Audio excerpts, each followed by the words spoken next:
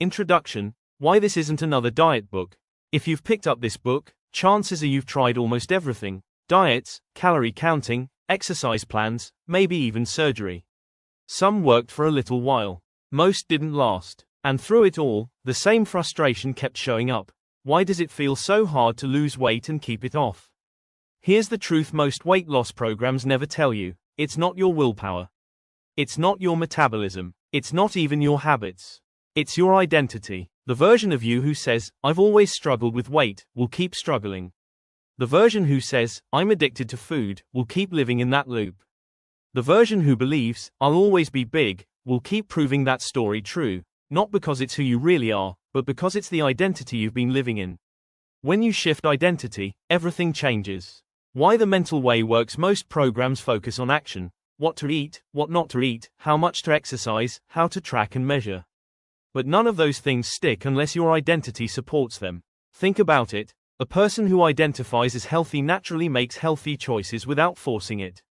A person who identifies as confident doesn't have to psych themselves up every day, it flows from who they are. A person who identifies as the healthy weight version of themselves no longer has to fight cravings or push through willpower, because they're not pretending. They are that person now. This is why I call it the mental way. Because when you shift the identity, the habits follow. The weight follows. The struggle disappears. Compassion first. I want to pause here and say something important. Nothing is wrong with you. You haven't failed. You're not weak, broken, or hopeless. You've simply been taught the wrong starting point. Instead of beginning with identity, you've been told to begin with action. And action without identity is exhausting. This book is here to give you back your power, in the most compassionate and practical way possible. What you'll find in this book. In the chapters ahead, we're going to cover why weight is tied to identity, not just food or exercise. How to recognize the labels and stories that have been holding you in place. How to choose your healthy weight identity and claim it as final. Practical ways to reinforce this new identity in daily life, without diets, gimmicks, or extremes. How to handle setbacks, spirals, or old echoes without collapsing back into the old story. How to live as the version of you who naturally maintains a strong, thriving, healthy body. A new beginning. You don't have to fight for weight loss anymore. You don't have to wait until circumstances change to feel better in your body. You can decide today: I am the version of me who lives in a healthy, comfortable body. This isn't about forcing, it's about allowing. It's about choosing a new identity and letting the weight go. Chapter 1. Weight is an identity, not a number. For most people, weight is all about the scale. The number goes down, they feel good. The number goes up, they feel like a failure. But the scale isn't what locks someone into a cycle of struggle, identity is. The trap of "I am." Whenever you say "I am," you're declaring identity. And identity always wins. I am overweight. I am big-boned. I am addicted to food. I am someone who can't stick to diets. Even when spoken casually, those declarations act like commands. They're not describing reality, they're creating it. If you've lived for years in the identity of someone who struggles with weight, your world has to keep reflecting that back. Habits, cravings, choices, even how others treat you, all of it flows from identity. Why numbers don't solve it.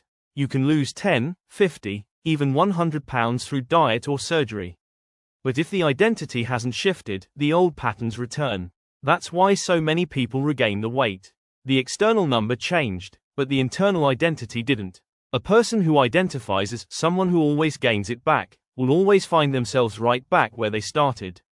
But a person who identifies as the version of me who naturally maintains a healthy weight can lose weight and keep it off without endless effort. A simple example: imagine two women, both starting a new routine. Woman A says, "This is going to be hard. I've always struggled. Every craving feels like a battle. Every setback feels like proof she can't do it."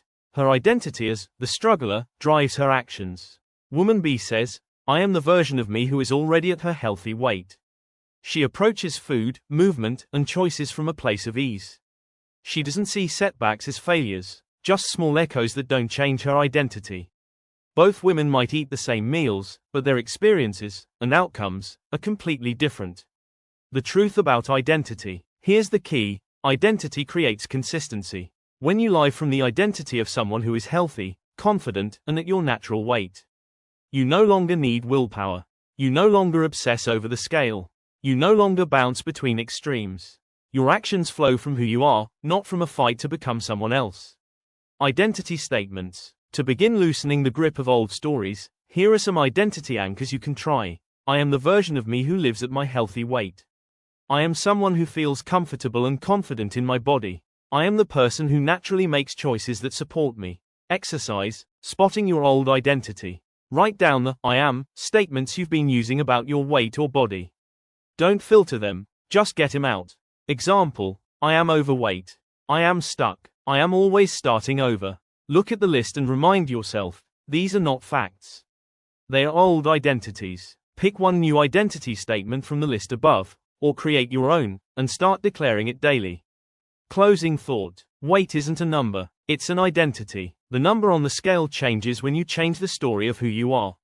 And once you claim a new identity, your reality has no choice but to follow.